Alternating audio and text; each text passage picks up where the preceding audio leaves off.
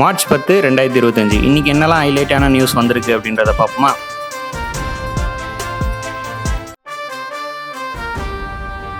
நேற்று டோட்டல் இந்தியாவுக்குமே ஒரு ஸ்பெஷலான நாள் தான். ஏன்னா சாம்பியன்ஸ் ட்ராஃபி வந்துட்டு 2013க்கு அப்புறமா நேற்று இந்தியன் டீம் 2025ல் வின் பண்ணியிருந்தாங்க. 2013ல் நடந்த ஹாப்பி மூமெண்ட்ஸ் எல்லாம் ஜடேஜா அண்ட் டீமுக்கு ரீக்ரியேட் பண்ணிட்டு இருந்ததை பார்க்கவே சந்தோஷமா இருந்துச்சு. உங்களுக்கும் கண்டிப்பாக சந்தோஷமா இருந்திருக்கும்.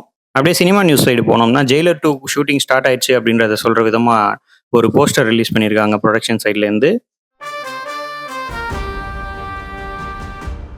அப்புறம் நாடோடிகள், ஈசன் இந்த படத்துலலாம் நடித்த ஆக்ட்ரஸ் அபிநயா அவங்க வந்துட்டு ஒரு போஸ்ட் போட்டிருக்காங்க. என்ன அப்படின்னா, அவங்களோட லாங் டைம் லவ்வரோட கல்யாணம் ஆக போகுது, வி ஆர் எங்கேஜ்ட் அப்படின்னு சொல்லி ஒரு போஸ்ட் போட்டிருக்காங்க. மாப்பிள்ளை யாரு அப்படின்னு இன்னும் ரிவீல்லாம் பண்ணல.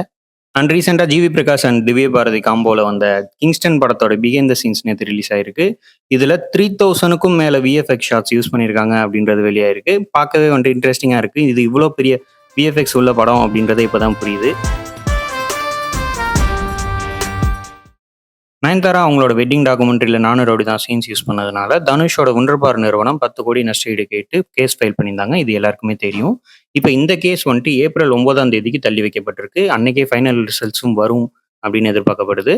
இளையராஜா லண்டனில் போய் சிம்பனி ப்ரோக்ராம் முடிச்சுட்டு சென்னை திரும்பியிருக்காங்க. ப்ரெஸ்ஸை மீட் பண்ணப்ப நான் வந்துட்டு 80க்கும் மேற்பட்ட இசைக்கருவிகளை யூஸ் பண்ணி ஒரு லைவ் ஆடியன்ஸ்க்காக பண்ணுறேன். நீங்கள் சாங்கை என்னதான் டவுன்லோட் பண்ணி கேட்டாலும் இந்த அளவுக்கு லைவாக நல்லா இருக்காது அப்படின்றத ஷேர் பண்ணியிருக்காங்க. அதோட முக்கியமாக 80 வயசு ஆயிடுச்சு, இனிமே அவ்வளோதான் அப்படின்லாம் நினைக்க வேணாம், இப்போ தான் நான் ஆரம்பிக்கிறேன் அப்படின்ற மாதிரி மாசாவும் பேசியிருக்காங்க. இந்த மாதிரி டெய்லி நியூஸ் அப்டேட்ஸ் உடனே தெரிஞ்சுக்கிறதுக்கு யுவர்ஸ் ஃப்ரெண்ட்லியாக மறக்காமல் ஃபாலோ பண்ணிக்கோங்க.